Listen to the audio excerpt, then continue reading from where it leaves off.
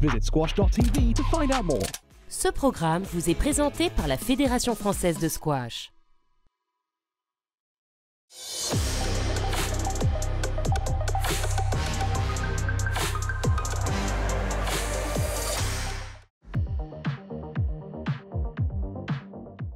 Salut à tous et à toutes et bienvenue dans votre magazine entièrement dédié au squash. Au sommaire de cet épisode, portrait de Melissa Alves. Entre deux tournois, nous avons rencontré la numéro 1 française pour une interview exclusive. En deuxième partie, vous saurez tout sur les différents résultats des principaux tournois de ce début d'année, avec notamment 3 victoires françaises. Enfin, pour terminer, nous partirons au championnat de France de squash pour voir comment la nouvelle génération se prépare en s'inspirant des plus grands.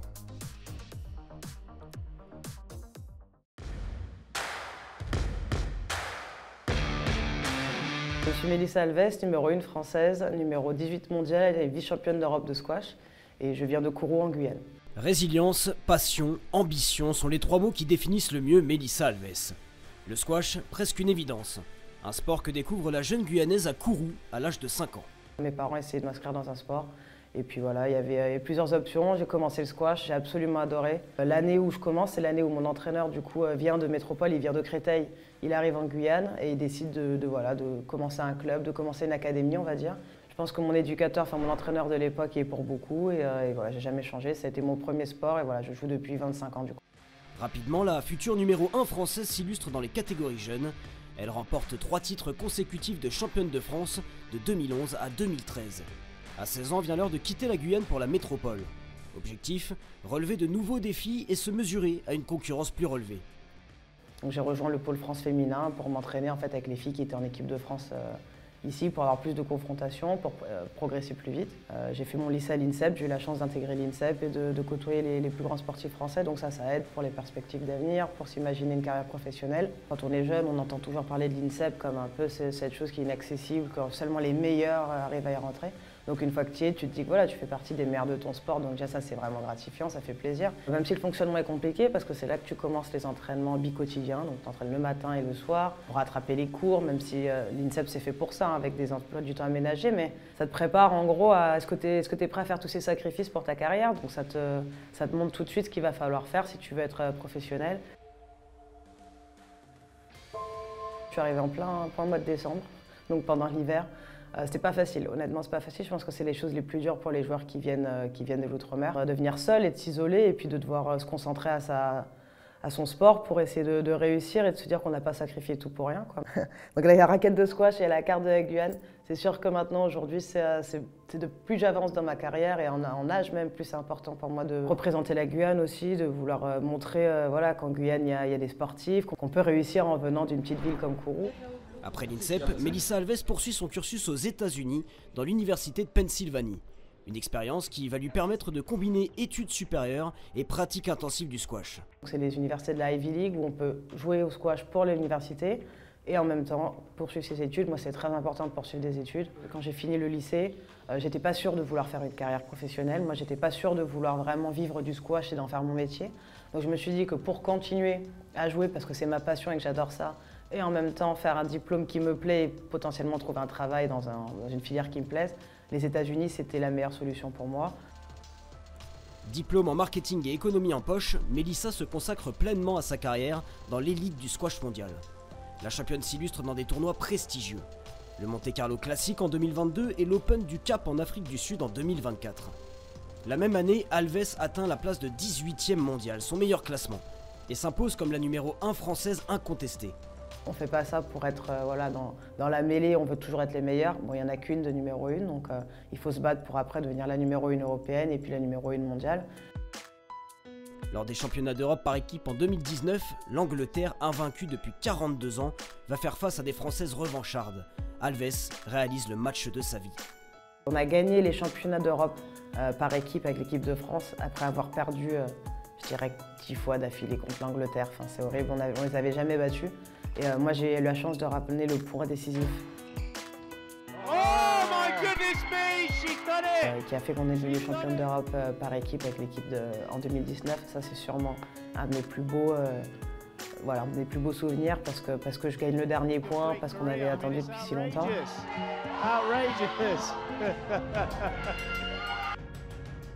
Melissa Alves est prête à gravir des montagnes avec pour objectif Los Angeles 2028. Il ne faut pas se mettre de limites, il faut essayer d'intégrer après le top 10 et le top 5, et puis c'est gagner une médaille au championnat du monde, et puis c'est gagner un championnat du monde, et puis maintenant on a tous l'objectif, maintenant que le squash est aux Jeux Olympiques, d'aller aux Jeux déjà, mais surtout de ramener une médaille pour la France aux Jeux Olympiques. Je pense que pour tout athlète, c'est le rêve absolu, quoi. C'est le goal ultime qu'on se fixe quand on commence un sport.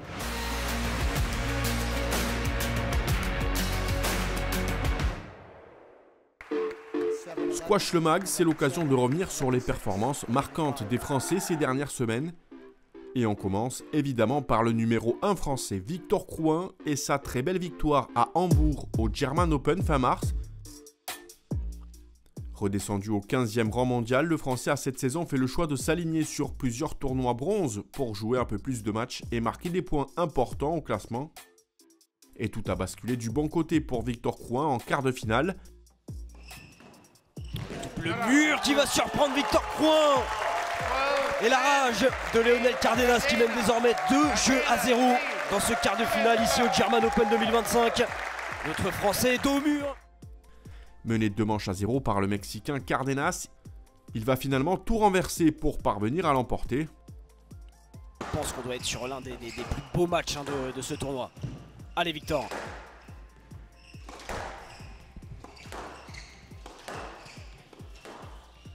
Fais-le travailler. Oui. Oui, et la plaque de Léonel Cardenas. Nouveau match serré entre les deux hommes qui tournent donc cette fois en faveur du Français. À l'Open du Canada, quelques semaines plus tôt, c'est en effet le Mexicain qui avait privé le Français d'une finale en s'imposant 3-2. En demi-finale, Victor Crouin retrouve le Suisse Nicolas Müller et l'emporte 3-0. Une petite revanche là aussi pour le Français puisque le Suisse l'avait battu en 2022 en finale de l'Euro. Ouais, la faute de Nicolas Müller et Victor Crouin peut exulter. Une masterclass, un récital du numéro 1 tricolore. Opposé en finale à l'Égyptien Fares Dessouki, numéro 16 mondial, le Français va expédier la rencontre en 20 minutes seulement. Ah non, il peut pas, hein, il joue en marchant là. Il joue en marchant Fares Dessouki. 9 balles de match, 9 balles de titre pour Victor Crouin. Et voilà, ce n'est pas la finale rêvée avec un Fares Dessouki diminué physiquement, mentalement, mais Victor Crouin décroche le titre ici. Diminué par une blessure au genou, l'Égyptien s'incline 3-0. Le triple champion de France renoue enfin avec la victoire sur le circuit PSA après l'Open de France à Nantes en 2022 et l'Open de Washington en 2023.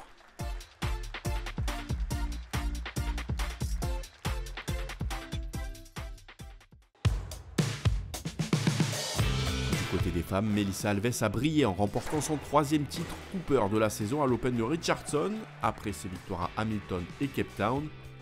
La Française numéro 20 mondiale bat en finale l'Égyptienne Sana Ibrahim en 4-7.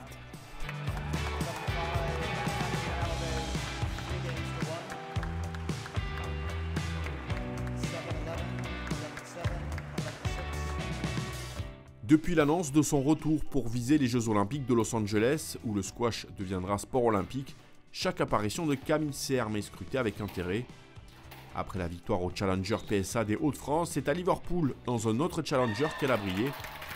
Face à Amina El Riani, la Française de 35 ans l'emporte en finale 11-7, 11-7, 11-8.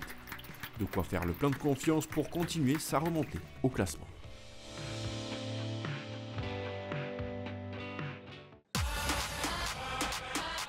Pour conclure ce tour d'horizon, Ali Farag a remporté le 3e Texas Open de sa carrière à Houston en battant en finale son compatriote et numéro 2 mondial, Mostafa Hazal, contraint à l'abandon pour blessure.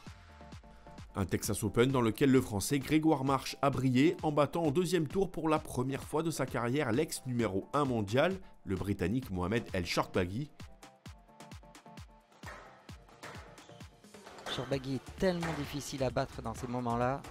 Il y a de la tension, et voilà. Attention, et voilà. Grégoire Marche qui s'impose. Une performance qui comptera à coup sûr dans sa carrière et une victoire qui lui a permis d'affronter en quart de finale Victor Crouin dans un duel 100% français. Victor Crouin s'impose 11-4, 10-12, 11-6, 11-4. Pour la première fois de sa carrière, Victor Crouin accède aux demi-finales d'un tournoi Gold. Quel match!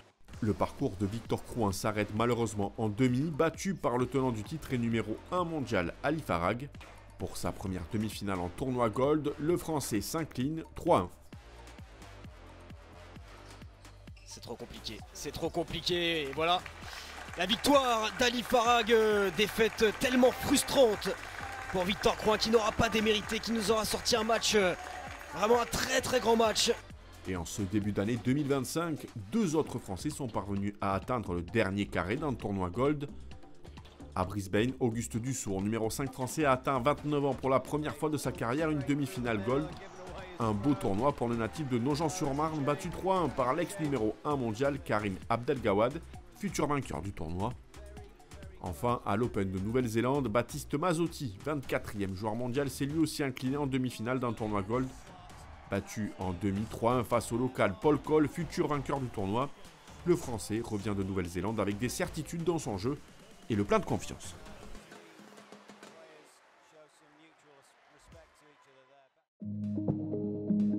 Un petit point sur le classement PSA. A noter que Mostafa Hassal est repassé numéro 1 mondial suite à sa victoire à l'Optasia Championships, une victoire face au néo-zélandais Paul Cole 3-0. Victor Crouin gagne une place et est désormais 14e joueur mondial, Grégoire Marche est 20e. Chez les dames, Nouran Gouhar est toujours numéro 1 mondial derrière ses 2 compatriotes El Sherbini Nour et Ania El Amani. Melissa Alves est 19e. Grâce à sa victoire à Liverpool, Camille Serme poursuit sa remontée. L'ancienne numéro 2 mondial gagne 18 places et est désormais 80e au classement.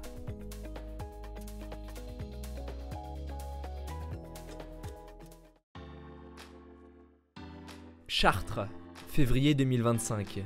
Les meilleurs joueurs du squash tricolore s'affrontent pour les championnats de France. Pour cette édition, un seul mot d'ordre, la transmission. En effet, la fédération a décidé d'y intégrer en parallèle les interligues des moins de 15 ans, venus de tout le territoire. Je suis venue pour représenter la Corse dans les interligues. C'est une compétition où il y a chaque ligue qui est représentée par certains joueurs, donc 2 filles et 3 garçons, et qui viennent pour se disputer les championnats de France. Il y a des différents joueurs, des différents styles de jeu et je pense que ça nous permet de prendre l'expérience. La Réunion, ils sont plus dans un jeu d'attaque alors qu'en France, ils vont plus chercher les longueurs au fond. Ils vont pas tout de suite attaquer devant alors qu'à La Réunion, nous, on essaye plus de faire ça. Et ça permet de se niveler et de continuer à progresser par rapport à cette évaluation. L'objectif des 78 jeunes présents, progresser au plus près des meilleurs de leur discipline. Une opportunité pour eux de côtoyer l'élite de leur sport de cœur. Je trouve ça bien qu'ils ont fait ça parce que ça permet aux plus jeunes de voir le niveau international, mondial. Et ça montre que tout le monde peut y arriver. Ça nous fait que de l'expérience, hein. On les voit jouer, normalement c'est sur le téléphone. Il y a des très beaux matchs qui se disputent.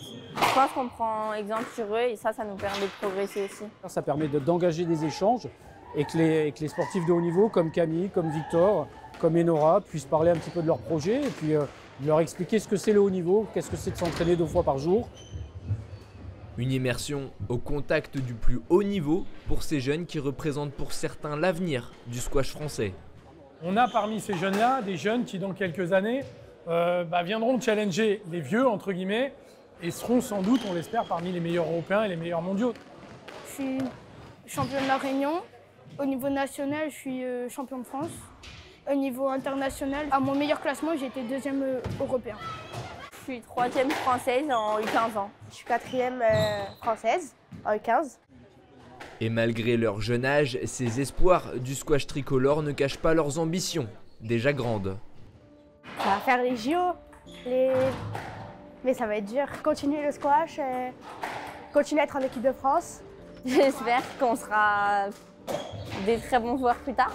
Après, il faut de l'entraînement et puis on verra bien. Passer dans le programme des Jeux pour Los Angeles 2028, c'est un puissant accélérateur pour notre reconnaissance, pour faire parler du squash. Ça permet de faire rêver les jeunes. Avec 3000 jeunes licenciés, soit seulement 15% du total de pratiquants et une moyenne d'âge de 34 ans, L'organisation de cette double compétition à Chartres était primordiale pour la direction dans sa valorisation des futurs champions de demain. On voulait faciliter la rencontre entre les jeunes qui sont un peu éparpillés partout en France et les meilleurs joueurs. Et donc là, c'était une occasion à la fois pour les champions de transmettre, et ils sont contents de le faire devant les jeunes, et pour les jeunes de voir les champions en action. Du côté des jeunes, aucun doute, pour un grand nombre d'entre eux, à la question concernant leur source d'inspiration, la réponse est unanime. J'aime beaucoup Victor Crouin. Victor Crouin. Crouin, évidemment. J'aimerais prendre exemple sur lui, sur son mental et son échauffement aussi, car il s'échauffe super bien. Dans sa façon de jouer et même de rester tout le temps très calme sur le terrain.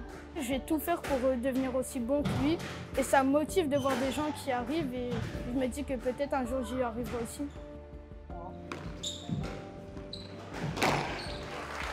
Vainqueur de son 3e titre de champion de France consécutif, l'ambassadeur du squash tricolore reste lucide sur son influence auprès des jeunes.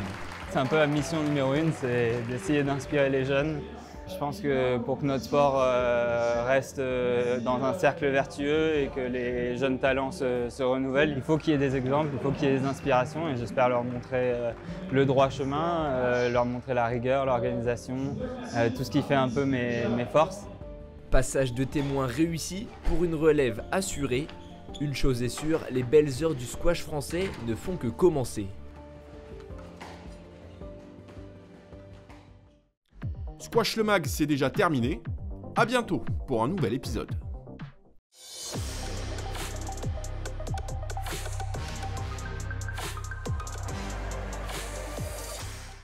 Ce programme vous a été présenté par la Fédération française de squash.